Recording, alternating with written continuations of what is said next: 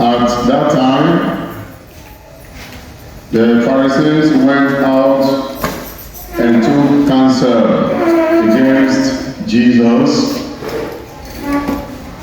on how to destroy him.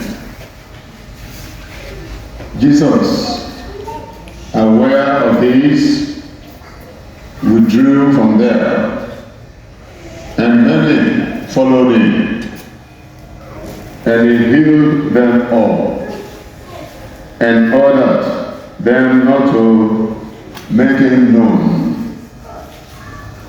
This was to fulfill what was spoken by the prophet Ajayi. Behold, my servant whom I have chosen, my beloved, with whom my soul is well pleased. I will put my spirit upon him, and he shall proclaim justice to the Gentiles.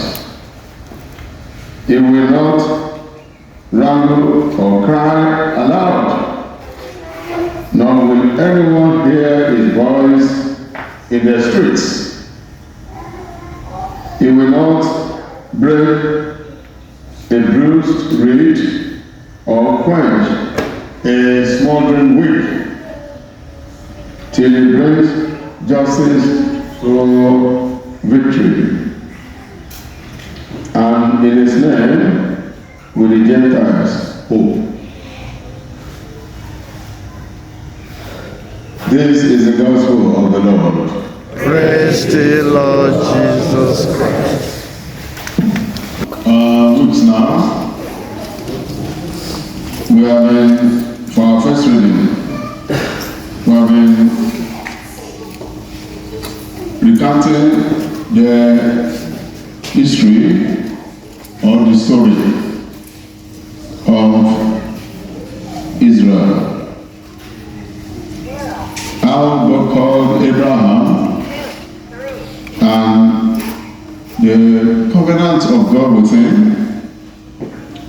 and how Isaac shared from that covenant, and how it extended to Jacob, later called Israel, and how they became to Egypt, and with Joseph becoming the prime minister in that country. And how Joseph died, and the king that did not know Joseph, Pharaoh, that did not know Joseph, came in, and how they oppressed them, and how Moses was sent to them. Now, they have been delivered, they are on their way out of the land of Egypt, the land of slavery, the land of pain and sorrow. Now, as we gather for this training program, one thing that is clear that we can relate with from the story of the people of God, the chosen people, the people of Israel, is about that the story is a generational enterprise that God started with Abraham. So we can say that Abraham was the only person who was fully aware of what was happening. And he said, your generations will be this. So Isaac only inherited it, Jacob inherited it, and Joseph came on board, and Moses, and all of them. And this is what we should all learn. That in your life, in your marriage, in your family, God has started something even before you. God has said something to your great grandparents, and you're just there as to fulfill that program, that agenda of God. So you are Christians. So you should be positive. you should know that the good side of it is what you are inheriting.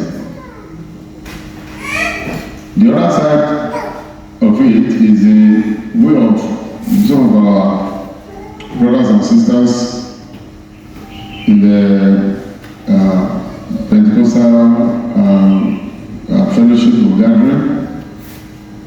Well, some of us too, the charismatic people too, they also buy into that. Talking about generational curse or ancestral curse and things like that. To say that some people things happening is just what you are taking from your great grandparents. You know? But you are Christians, you have been baptized. With our baptism, all those things has been, you have been freed. So what I'm saying now is, you should have faith. That's why you must manage your marriage with faith. So have faith that there is no mistake in taking this woman as your wife, in agreeing to marry this man, in taking him as your husband. Just know that God will use it to work. And you must try your best, you must give your best now. Because the children you are having too, God is going to continue with them. So you must play a very good part, play your part well, so that when you go, your children too will have something to talk about concerning you. Your great-grandchildren. Like I have vivid experience, I can recall clearly the role my grandmother, I only met the two grandmothers for my father and for my mom. I can still remember vividly the role they played. The life of my dad, the life of my mom, and for us. And that's it. So, you must be mindful of your role and play your part very well. The things you are doing now will have impact on the coming generations. So play it well. Be aware, be conscious that God is involved.